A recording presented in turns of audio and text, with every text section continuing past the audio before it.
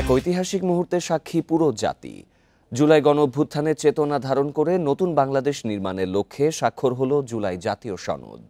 বিকেলে সংসদ ভবনের দক্ষিণ প্লাজায় এই অনুষ্ঠানে যোগ দেয় বিএনপি, জামায়াত সহ ২৫টি রাজনৈতিক দল। সনদে স্বাক্ষর শেষে প্রধান উপদেষ্টা অধ্যাপক ডক্টর মুহাম্মদ ইউনূস বলেন, এটি বিশ্বে উদাহরণ হয়ে থাকবে। একে একে জুলাই জাতীয় সনদে সই করেন বিভিন্ন রাজনৈতিক দলের ২ জন করে প্রতিনিধি। সই করেন জাতীয় ঐক্যমত্য কমিশনের সদস্যরা। সবশেষে স্বাক্ষর করেন প্রধান উপদেষ্টা ও জাতীয় ঐক্যমত্য কমিশনের সভাপতি অধ্যাপক ডক্টর মুহাম্মদ ইউনূস। এরপর ভাষণ দেন প্রধান উপদেষ্টা। বলেন, রাজনৈতিক দল ও কমিশন অসম্ভবকে সম্ভব করেছে। সারা বিশ্বের জন্য উদাহরণ হয়ে থাকবে এই কার্যক্রম। দেশকে উচ্চ স্তরে নিয়ে গেছে রাজনৈতিক দলগুলো। আজকে এই দিনটি যে পেলাম, এটা মহান দিন। এটার কথা চিন্তা করলে গা শিউরে ওঠে। এমন একটি দিন, সেটা শুধু জাতির জন্য না, সারা পৃথিবীর জন্য একটা বড় রকমের উদাহরণ হয়ে থাকবে। বহু জায়গায় যেটা পাঠ্যপুস্তকে থাকবে। প্রধান উপদেষ্টা বলেন, জুলাই সনদের মধ্য দিয়ে সূচনা হলো নতুন বাংলাদেশের। আমাদের জন্য আজকে নবজন্ম, আমাদের নবজন্ম হলো আজকে। এই স্বাক্ষরের মাধ্যমে আমরা নতুন বাংলাদেশের সূচনা করলাম। সেটা যেন সঠিকভাবে আমরা যেতে পারি।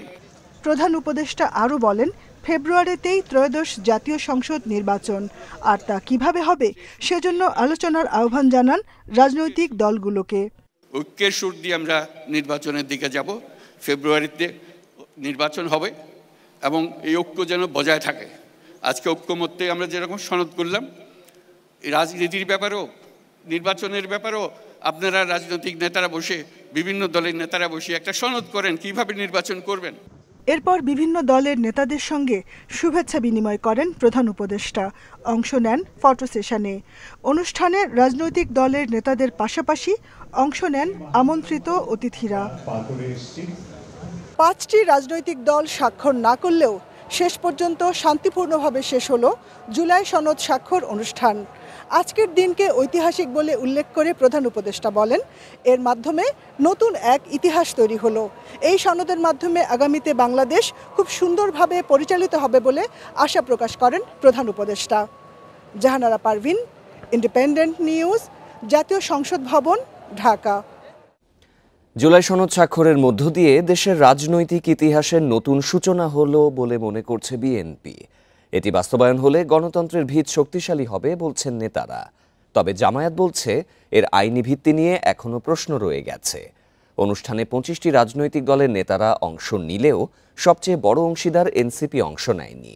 দলটি সহ ৪ বাম দলের অনুপস্থিতিকে দুঃখজনক বলছেন নেতারা। বৃষ্টির কারণে কিছুটা দেরিতে শুরু হয় জুলাই জাতীয় সনদ স্বাক্ষর অনুষ্ঠান। তবে বিএনপি, জামায়াত, গণ অধিকার পরিষদ সহ রাজনৈতিক দলের নেতারা আসতে থাকেন বিকেল ৪টার আগে থেকেই।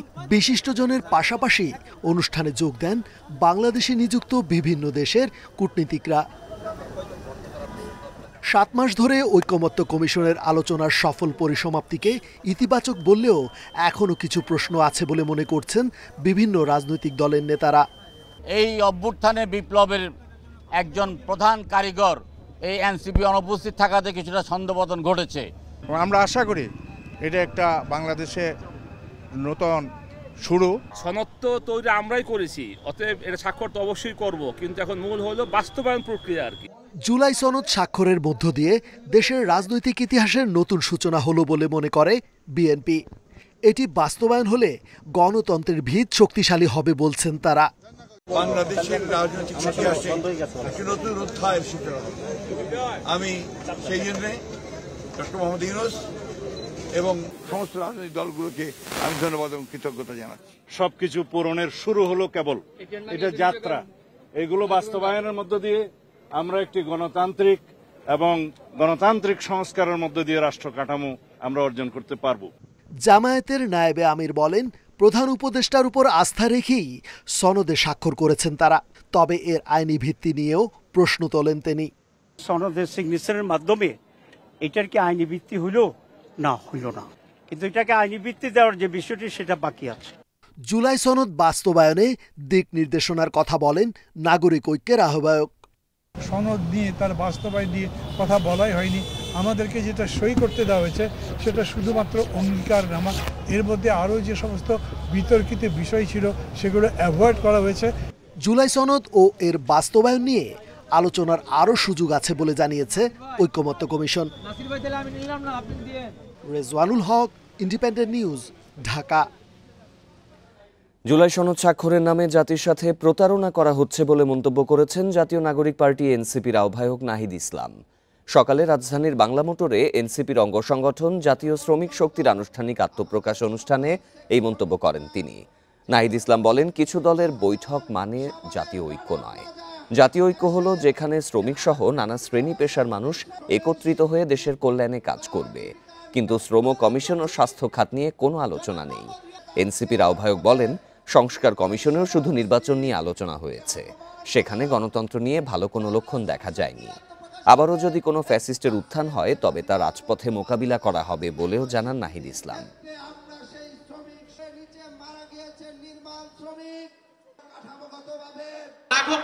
ছিল যে সকল মাফিয়া অলিগারটা ছিল তাদেরকে কিন্তু বিচারের আওতায় আনা হয় নাই। তাদের ব্যবসাগুলোকে এখনো প্রোটেক্ট করা হচ্ছে। সরকারের পক্ষ থেকে, বিভিন্ন রাজনৈতিক দলের পক্ষ থেকে সেই প্রোটেকশন দেওয়া হচ্ছে সেই মাফিয়াদেরকে, যারা শ্রমিকদেরকে এতকাল ধরে শোষণ করেছে। রাজধানীর মৌচাকে ফরচুন টাওয়ারের স্বর্ণের দোকানে চুরির ঘটনায় 4 জনকে গ্রেপ্তার করেছে গোয়েন্দা পুলিশ। এ সময় তাদের কাছ থেকে 200 ভরি স্বর্ণ উদ্ধার করা হয়েছে। পুলিশ জানিয়েছে, ফরিদপুর ও বরিশালে অভিযান চালিয়ে 4 জন গ্রেপ্তার এবং 200 ভরি স্বর্ণ উদ্ধার করা হয়। তাদের কাছ থেকে 1,70,000 টাকা উদ্ধার করে পুলিশ। 3 মাস ধরে স্বর্ণের দোকানটিতে চুরির উদ্দেশ্যে রেকি করে দলটি। 8 অক্টোবর ঘটনার দিন 3 জন চোরের দল অভিযানে নামে। চুরির সাথে জড়িত একজনকে এখনও গ্রেপ্তার করা যায়নি। পুলিশ বলছে, 2021 সালে কর্ণফুলী গার্ডেন সিটিতে স্বর্ণের দোকানে চুরির সাথেও চক্রটি জড়িত ছিল। আমি ডিবির 3টে টিমকে অ্যাট এ টাইম কাজে লাগায় প্রায় তারা 72 ঘন্টা বাংলাদেশের বিভিন্ন জায়গায় টানা অভিযান পরিচালনা করে। প্রায় 200 ভরি স্বর্ণ আমরা উদ্ধার করি, আর সামান্য কিছু রূপা উদ্ধার করা হয়েছে। এটাও ওই চুরির ওই এখান থেকেই। 2025-26 অর্থ বছরের প্রথম 3 মাস জুলাই থেকে সেপ্টেম্বরে রেকর্ড রাজস্ব আদায় করেছে জাতীয় রাজস্ব বোর্ড এনবিআর। এ সময় মোট রাজস্ব আদায় হয়েছে 90,825 কোটি টাকা, যা দেশের ইতিহাসে এক প্রান্তিকের সর্বোচ্চ। এর আগে 2024-25 অর্থ বছরের একই সময় রাজস্ব আদায় ছিল 75,555 কোটি টাকা। প্রবৃদ্ধি হার দাঁড়িয়েছে 20.21%। এর আগের বছর 2023-24 অর্থ বছরের প্রথম 3 মাসে আদায় হয়েছিল 76,068 কোটি টাকা। চলতি অর্থ বছরের সবচেয়ে বেশি রাজস্ব এসেছে স্থানীয় পর্যায়ের মূসক খাত থেকে 34,819 কোটি টাকা। আয়কর ও ভ্রমণ কর খাতে আদায় হয়েছে 28,478 কোটি, আর আমদানি রপ্তানি খাতে 27,528 কোটি টাকা। এনবিআর জানায়, কর ফাঁকি রোধ ও কর পরিপালন জোরদারের ফলে রাজস্ব আদায়ে এই প্রবৃদ্ধি অর্জিত হয়েছে।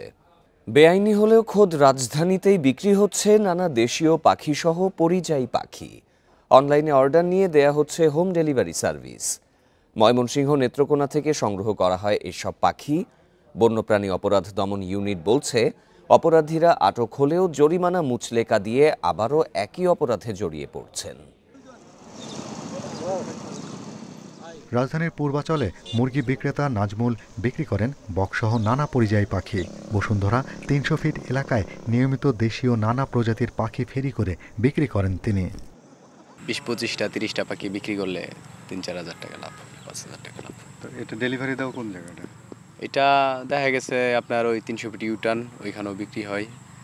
তারপরে কোনো কাস্টমার পাখি একসময় নিলে ফোন নাম্বার রেখে দেয়, ফোন দেই, পরে বাসায় দিয়ে আসা লাগে। ঢাকার আশপাশের এলাকা থেকে সংগ্রহ করা হয় এসব দেশীয় পরিযায়ী পাখি। রয়েছে কানি বকো। অনলাইনে অর্ডার নিয়ে দেয়া হয় হোম ডেলিভারি। বাসায় বসে পাখি কেনার অর্ডার দিয়েছেন এমন একজনের সাথে কথা বলার চেষ্টা করলেও ফোনে পাওয়া যায়নি। বন বিভাগের বন্যপ্রাণী অপরাধ দমন ইউনিট বলছে, শীত আসার আগে থেকেই পাখি বিক্রি বাড়তে থাকে। রাজধানীর ভেতরে পাখি বিক্রি করতে না পারলেও শহরের প্রবেশদ্বারে বিক্রি হচ্ছে দেশীয় পাখি। এই চক্রের সদস্যরা একাধিকবার আটক হলেও জরিমানা দিয়ে ছাড়া পেয়ে যায়। নাজবুল নামে একজন কাজকে ধরলাম, এর কাছ থেকে আমি 52টা পাখি, মানে 52টা এরকম বক পাখি ধরেছিলাম। নাজমুলের সাথে আরও 2 জনকে আমি পেয়েছি। হ্যাঁ, একজন রাজীব আর রাজীবের ভাই আছে, তো সজীব। তো এরা কিন্তু এবছরই না, এদেরকে আমরা গেল বছরও ধরেছিলাম। বন বিভাগ বলছে, বন্যপ্রাণী সংরক্ষণ আইন অনুযায়ী দেশীয় সব প্রজাতির পাখি ধরা, বন্দি করে রাখা আইনত দণ্ডনীয় অপরাধ। 1 বছরের জেল অথবা 50,000 টাকা জরিমানা বিধান রয়েছে। এরপরেও থেমে নেই পাখি শিকার। সামাজিক সচেতনতা না বাড়ালে অস্তিত্ব সংকটে পড়তে পারে দেশীয় পাখি। Shahriar Anirban, independent news, Dhaka.